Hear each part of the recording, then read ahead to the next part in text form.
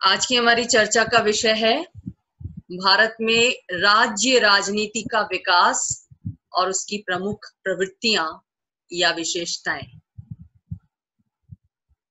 सबसे पहले आप ये जान लीजिए कि आप जिस राज्य राजनीति की बात करते हैं, भारत के संदर्भ में ये राज्य भारतीय संघ के घटक राज्य हैं, न कि राजनीति विज्ञान की परिभाषा में जिनको संप्रभुता संपन्न राज्य कहते हैं वो। राजनीति विज्ञान की परिभाषा के अनुसार राज्य क्या है? एक संप्रभु संस्था है जो अपने नागरिकों को आदेशित करने का अंतिम अधिकार रखती है, बाध्यकारी अधिकार रखती है। आंतरिक और विदेश नीतियों के संचालन का, उनके निर्धारण का अंतिम अधिकार रखती है। लेकिन जब हम राज्य राजनीति की बात करते हैं तो इस राज्य राजनीति में हम उन राज्यों की राजनीति की बात करते हैं जो राज्य भारतीय संघ की इकाइयों के रूप में हमें भारत में देखने को मिलते हैं। आप जानते हैं कि भारत एक संघात्मक राज्य है।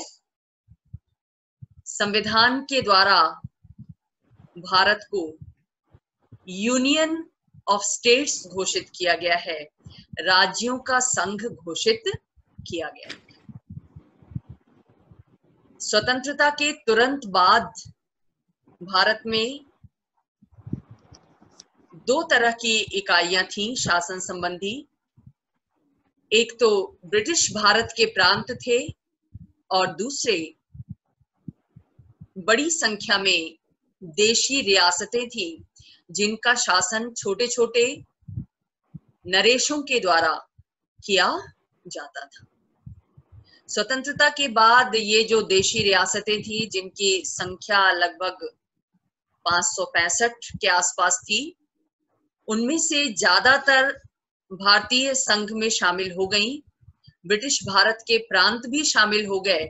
केवल कुछ एक देशी रियासतें ऐसी थीं जो बाद में शामिल हुईं, जिनको लेकर विवाद रहा, जैसे हैदराबाद की रियासत, जूनागढ़ की रियासत, भोपाल की रियासत और जम्मू कश्मीर की रियासत। बाद में वल्लभ भाई पटेल के नेतृत्व में इन रियासतों को भी भारतीय संघ का अंग बनाया गया। तो संविधान में जिस संघात्मक शासन व्यवस्था की स्थापना की गई है, उसका मतलब है कि भारत में दो समानांतर सरकारें स्थापित की गई हैं। आप जानते हैं कि संघात्मक शासन व्यवस्था एक नई शासन व्यवस्था है जो सबसे पहले संयुक्त राज्य अमेरिका में स्थापित की गई, और संघात्मक शासन उन देशों के लिए ज्यादा उपयुक्त होता है जो क्षेत्रफल और जनसंख्या की दृष्टि से बड़े होते हैं और जहां की जनसंख्या में सांस्कृतिक विविधताएं बहुत ज्यादा होती हैं। जातिगत, प्रजातिगत, धर्मगत, भाषागत विविधताएं जहां ज्यादा होती हैं, वहां पर संघात्मक व्यवस्था ज्यादा कारगर सिद्ध होती है। क्यों? क्योंकि ये जितनी भी सांस्कृतिक विविधताएं हैं, ये सब विविधताएं, यानी हर भाषा के मानने वाले, हर जाति को बिलोंग करने वाले, हर धर्म को बिलोंग करने वाले, ये चाहते हैं कि शासन में उनको प्रतिनिधित्व प्राप्त हो। सबको एक राष्ट्रीय सरकार में प्रतिनिधित्व नहीं दिया जा सकता, क्योंकि सरकार के सदस्यों की भी एक सीमा होती है, संसद की सदस्य संख्या की भी एक सीमा होती है। यद्यपि बहुत बड़ी संख्या में संसद के सदस्य होते हैं, सैकड़ों की संख्या में होते हैं, लेकिन वो सैकड़ों सदस्य मिलकर भी पूरे राष्ट्र में जितनी विभिन्नताएं हैं उन सारी विभिन्नताओं को रिप्रेजेंट नहीं कर पाते। भारत के संदर्भ में क्या कहा जाता है? कोस कोस पर बदले पानी, 4 कोस पर बानी। इतनी ज्यादा भौगोलिक और सांस्कृतिक विविधता भारत के अंदर है, और सारी विविधताएं अगर शासन में अपना रिप्रेजेंटेशन चाहेंगी तो एक सरकार में उनका प्रतिनिधित्व संभव नहीं।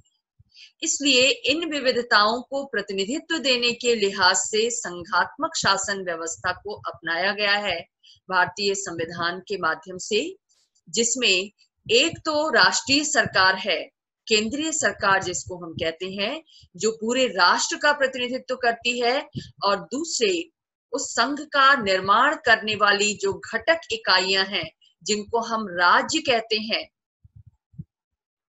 वो राज्य भी स्थापित हैं। उन राज्यों में उस क्षेत्र की विविधताओं का रिप्रेजेंटेशन मिल जाएगा, ऐसा मानकर पृथक राज्य सरकारों की, पृथक इकाइयों की स्थापना की गई। ये दोनों जो सरकारें हैं, राष्ट्रीय सरकार और राज्य सरकारें, ये अपनी शक्तियां कहां से प्राप्त करती हैं?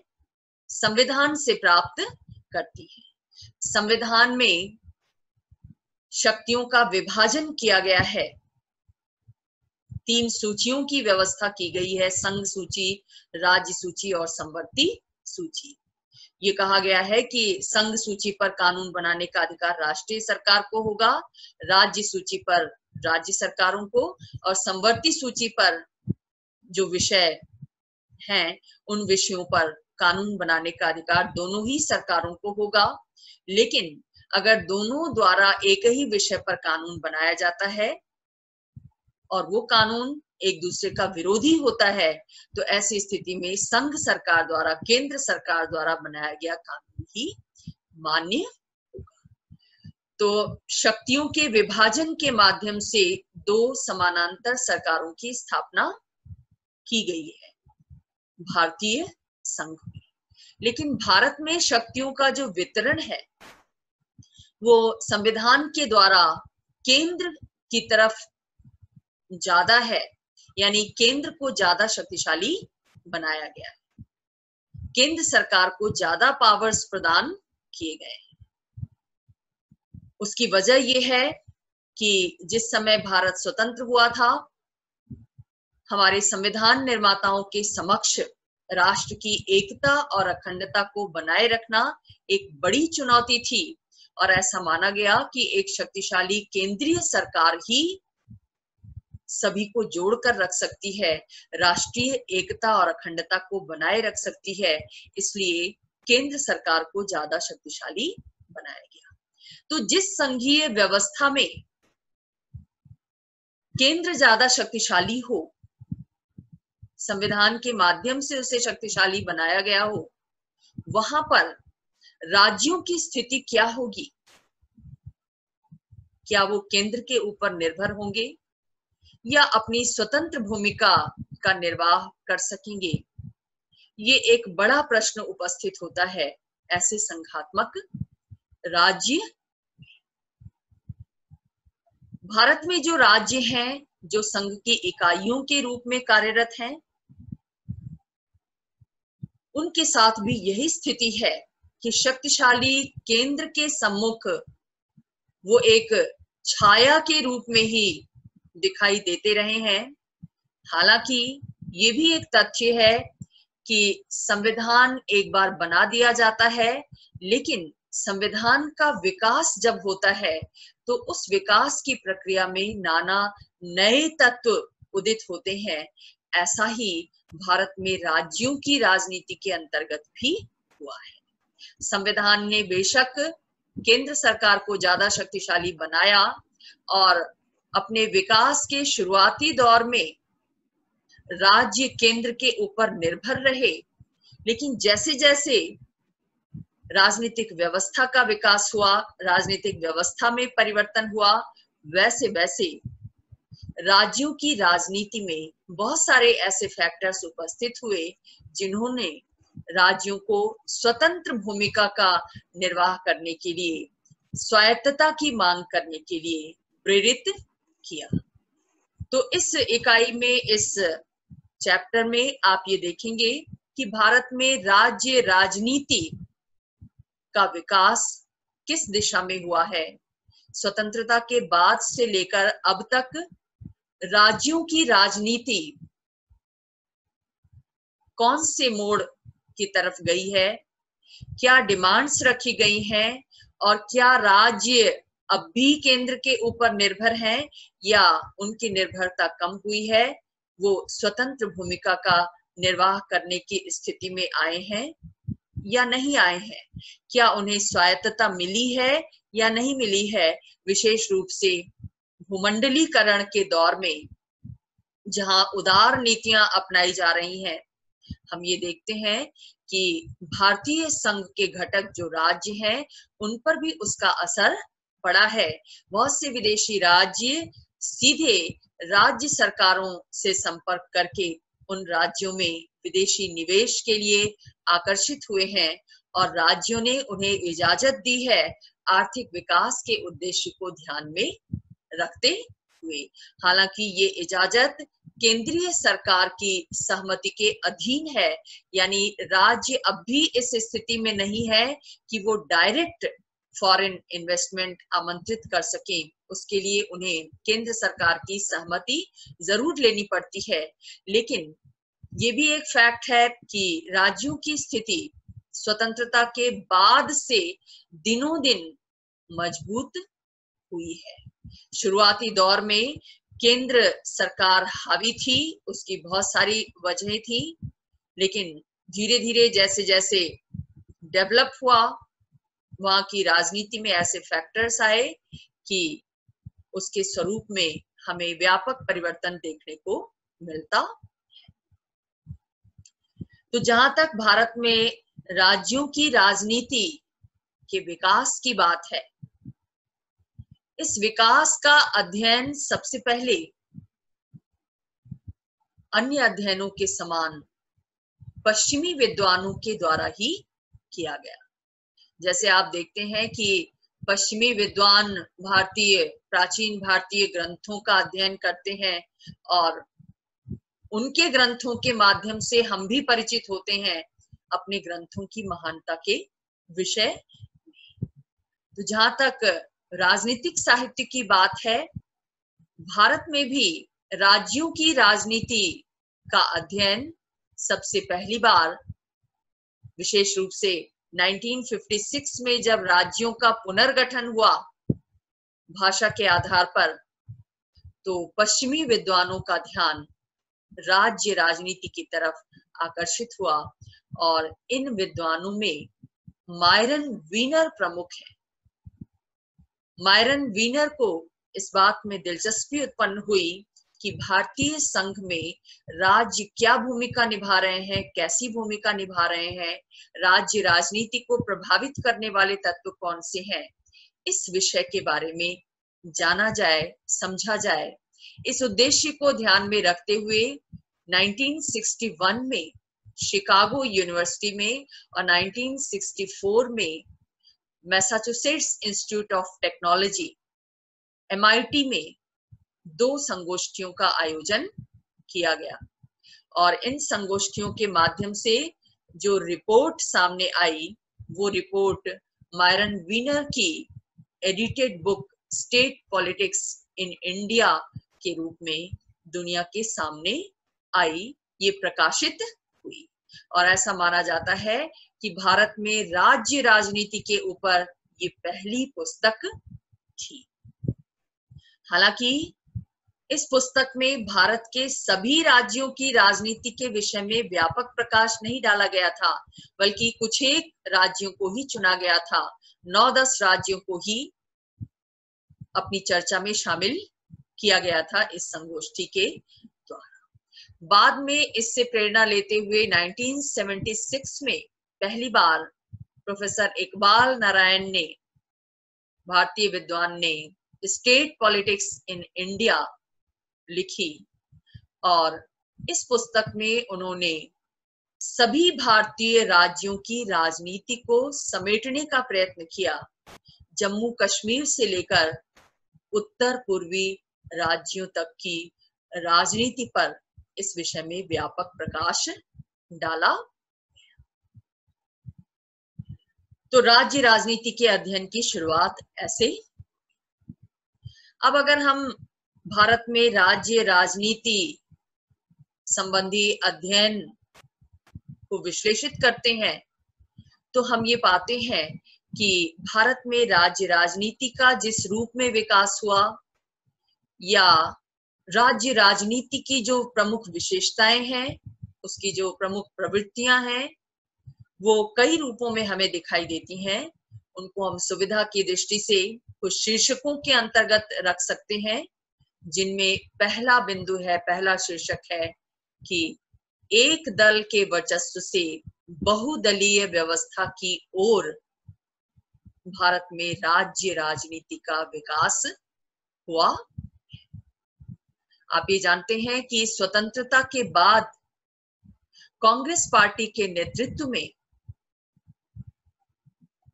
प्रधानमंत्री जवाहरलाल नेहरू के नेतृत्व में भारत में संघीय सरकार का निर्माण हुआ, केंद्र सरकार का निर्माण हुआ और एक लंबे समय तक केंद्र में कांग्रेस पार्टी की सरकार सत्तारूढ़ रही। न केवल केंद्र में बल्कि राज्यों में भी कांग्रेस पार्टी का ही वर्चस्व देखा गया शुरुआती दौर में। चूंकि केंद्र में भी कांग्रेस की सरकार थी और राज्यों में भी कांग्रेस की सरकार थी, इसलिए राज्यों की स्थिति, राज्य सरकारों की स्थिति कैसी रही? बिल्कुल केंद्र के अधीन के रूप में रही। राज्य सरकारों ने केंद्र के अधीन रहकर कार्य किया और उनकी स्थिति केंद्र सरकार की तुलना में दूसरे दर्जे की ही रही। यानी जो कुछ निर्देश केंद्र सरकार के द्वारा प्राप्त होता था उन्हीं निर्देशों के अनुरूप राज्य सरकारें कार्य करती थी। और इसकी बड़ी वजह यही थी कि दोनों स्थानों पर यानी राज्यों में भी और केंद्र में भी कांग्रेस पार्टी की सरकार थी, उसका वर्चस्व था। तो इस दौरान यानी शुरुआती दौर में राज्य सरकारों ने केंद्र के निर्देश के अनुरूप बहुत सारे राष्ट्र निर्माण हेतु कदम उठाए, जैसे भूमि सुधार संबंधी कानून बनाए गए, सामुदायिक विकास कार्यक्रमों की शुरुआत की गई। भूमि सुधार के माध्यम से जमींदारी को खत्म करने की कोशिश की गई। बड़े बड़े जमींदार हमारे देश में हुआ करते थे जिनका बड़ी भू संपत्ति पर कब्जा था और उस खेती योग्य जमीन पर जो छोटे किसान काम करते थे उनका भूमि पर मालिकाना हक नहीं था। भूमि सुधार के माध्यम से उनको मालिकाना हक प्रदान किया गया और जमींदारी व्यवस्था को समाप्त करने का प्रयास किया। सामुदायिक विकास के लिए बहुत सारे कार्यक्रम चलाए गए, गरीबी उन्मूलन कार्यक्रम चलाए गए, विकास कार्यक्रम चलाए गए, चहुमुखी विकास गांवों का शहरों का हो सके इसके लिए कार्यक्रम चलाए गए। सामुदायिक विकास कार्यक्रम बेसिकली ग्राम विकास से संबंधित थे। लेकिन 1970 के दशक तक आते आते एक पार्टी का वर्चस्व टूट गया, कांग्रेस पार्टी का वर्चस्व टूट गया। केंद्र में तो उसकी सरकार बनी रही, लेकिन राज्यों में बहुत सारे क्षेत्रीय दलों का उदय हुआ। इन क्षेत्रीय दलों ने राज्यों में महत्वपूर्ण भूमिका धीरे धीरे प्राप्त की। जैसे उत्तर प्रदेश और बिहार में, केरल में, पश्चिम बंगाल में समाजवादी दलों का उदय हुआ उत्तर भारत में आप देखते हैं जनसंघ के रूप में, राष्ट्रीय स्वयंसेवक संघ के रूप में, या पंजाब में अकाली दल के रूप में, महाराष्ट्र में दलित पैंथर के रूप में, और गुजरात और राजस्थान में स्वतंत्र पार्टी के रूप में बहुत सारे क्षेत्रीय दलों का उद्भव हुआ। तो राज्य राजनीति हमारे देश में एक दल के वर्चस्व से बहुदल की ओर बढ़ती दिखाई देती है, क्योंकि समय के साथ विभिन्न राज्यों में विभिन्न क्षेत्रीय दलों का उद्भव हुआ और इन क्षेत्रीय दलों ने केंद्र की कांग्रेस सरकार को चुनौती देना प्रारंभ किया। न केवल क्षेत्रीय दलों का उदय हुआ, बल्कि स्वयं कांग्रेस के भीतर भी कुछ ऐसे स्वार्थी गुटों का, स्वार्थी नेताओं का उदय हुआ जो अपने अपने राज्यों में अपने चुनावी आधार को मजबूत करने में लग गए, राज्य की जनसंख्या पर अपनी पकड़ बनाने में लग गए, ताकि राज्यों के चुनावों में, विधानसभा के चुनावों में उन्हें विजय हासिल हो सके। और उन्हें विजय हासिल हुई भी। 1967 में जब आम चुनाव हुए तो कई राज्यों में गैर कांग्रेसी सरकारों का निर्माण हुआ। कांग्रेस जो पहले सभी राज्यों में हावी थी, अब बहुत सारे राज्यों में उसको शिकस्त मिली, हार मिली, और कई राज्यों में मिली जुली सरकारों का निर्माण। तो राज्य राजनीति की जो विशेषता है वो हमें किस रूप में देखने को मिल रही है कि एक दलीय व्यवस्था से शुरू हुई राज्य राजनीति अब बहुदलीय व्यवस्था में परिवर्तित हो गई है। अब बहुत सारे क्षेत्रीय दल हैं जो विभिन्न राज्यों में कार्यरत हैं और वहां की चुनावी राजनीति में अपना प्रभाव भी रखते। दूसरी खासियत क्या है राज्य राजनीति की कि 70 के दशक तक आते आते भारत में राज्य राजनीति में ग्रामीण धनाढ्यों का प्रभाव दिखाई देता है। ग्रामीण क्षेत्रों में कुछ ऐसे संपत्तिवान वर्गों का उदय हमें दिखाई देता है जिनका प्रभाव कालांतर में राजनीति में भी, राज्यों की राजनीति में भी दृष्टिगोचर होता है। ये ग्रामीण धनाढ्य कौन थे?